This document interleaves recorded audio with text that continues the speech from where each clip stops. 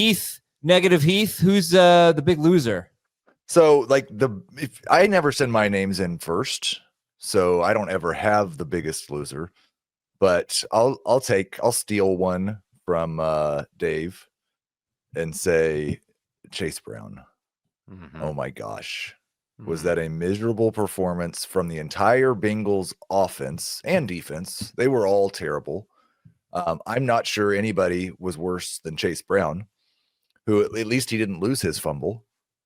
Might have a negative rush average by the end of next week because he just keeps going the wrong direction. They can't block. He can't make anybody miss. The offense is terrible. Skyline chili is overrated. Stop right there. Everything you said about Chase Brown, I mean, everyone's really worried. 10 carries for 3 yards, 4 catches for 17 yards. But you said the offense is terrible, and that has not been the case with Jake Browning. He's usually pretty good. Was this a 1-week blip? Or well, not a 1-week blip for Chase Brown. No. Because even when Joe Burrow was there, Chase Brown was terrible. His yards before contact is way down. His yards after contact is way down. His broken tackles are way down. He was a day 3 running back. One of the only guys that really profiled, like, I'll admit it, DeAndre Swift, like Tony Pollard, like a lot of guys we were concerned about is like, are these the dead zone running backs that we're really only drafting this high because they look like they're going to get all the work? And we didn't ask that question about Chase Brown. Oh, we did. We just drafted him in round 2. It's terrible. I think it's very dependent on Burrow. He's got, I don't know, did anybody get a carry other than him today? Because going into the game, he got he had every single carry. Yeah, P. Ryan got 4. P. Ryan led them in rushing yards. He has going into the game every single carry for the Bengals. And if you have that role on the Joe Burrow Bengals, you would have been good. Chase Brown or Tony Pollard rest of the season? Chase Brown. I don't know why. Because of Spears. But also barf for both of them.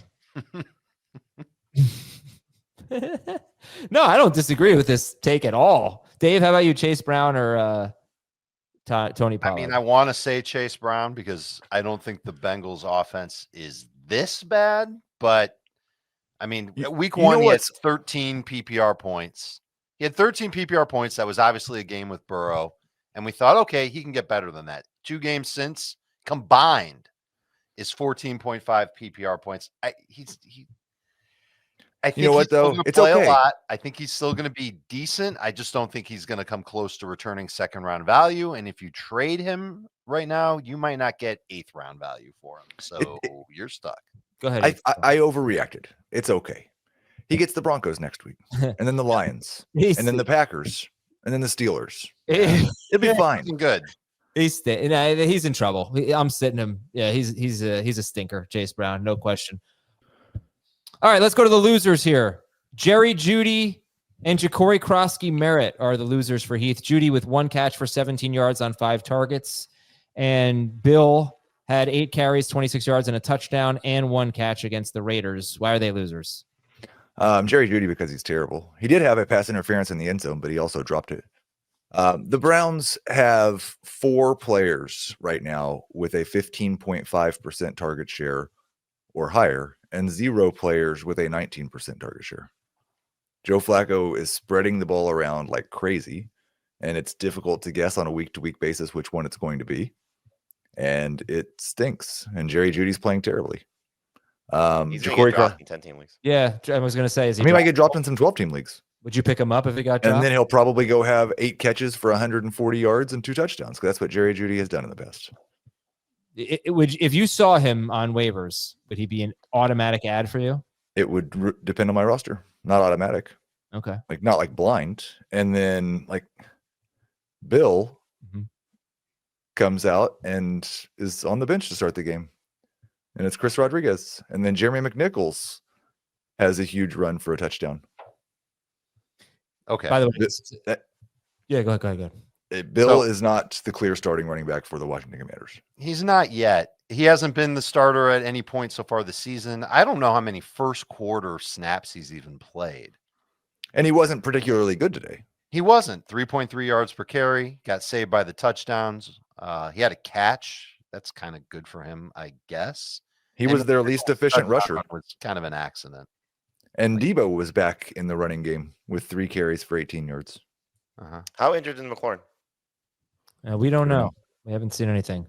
Yeah. All right, so stay patient with Bill Croskey-Merritt. He was started in 49% of leagues. Jerry Jeudy was only started in 25% of leagues. I mean, the one thing this was the Packers. Right. The last 2 games, he gave you between 9.1 and 11.6 PPR fantasy points, which stinks, but it doesn't necessarily bury you. This game, 2.7 fantasy points buries you.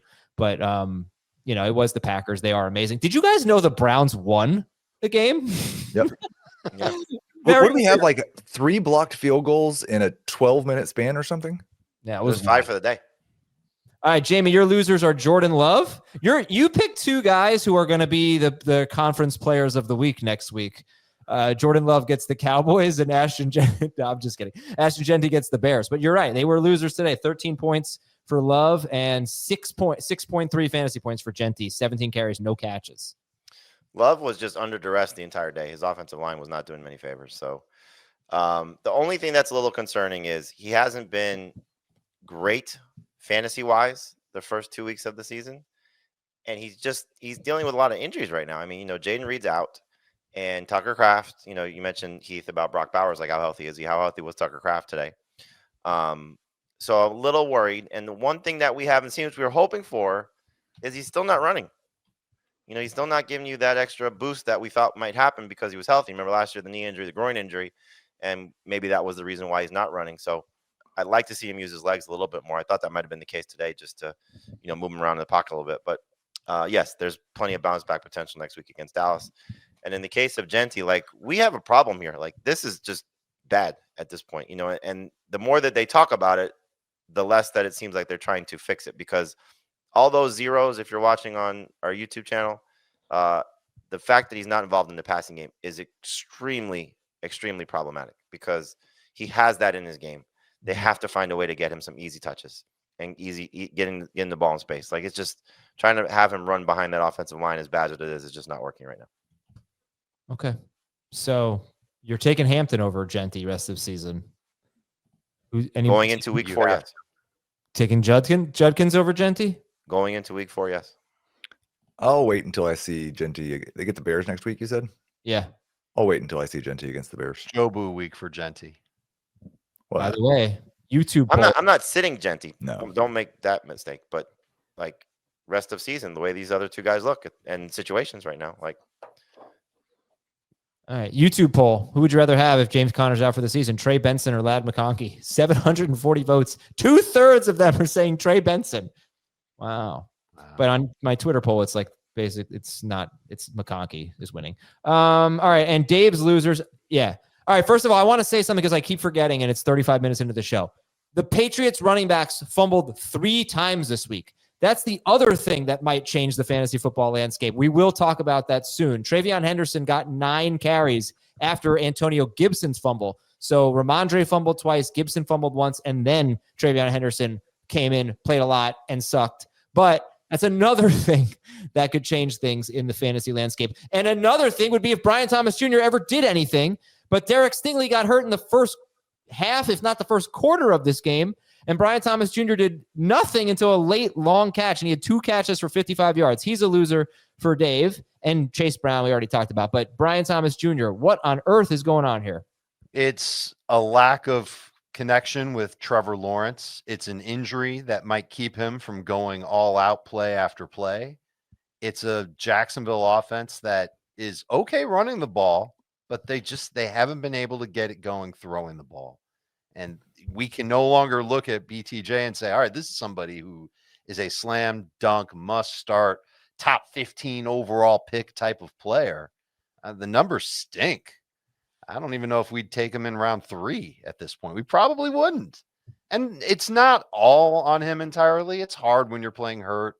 I don't want to question his effort. We kind of did that after last week. But Lawrence is a problem.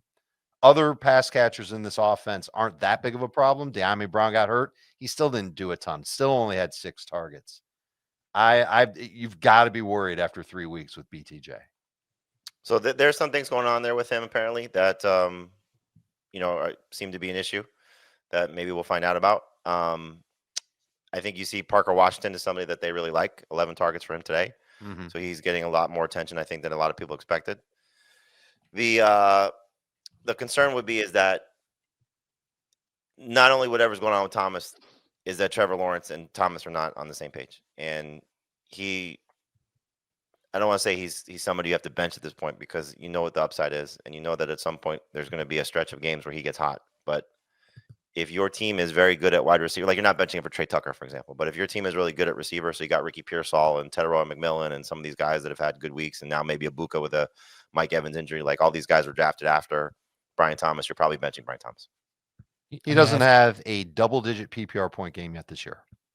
You could bench him for all 3 Chargers receivers. You can bench for all 3 Chargers receivers.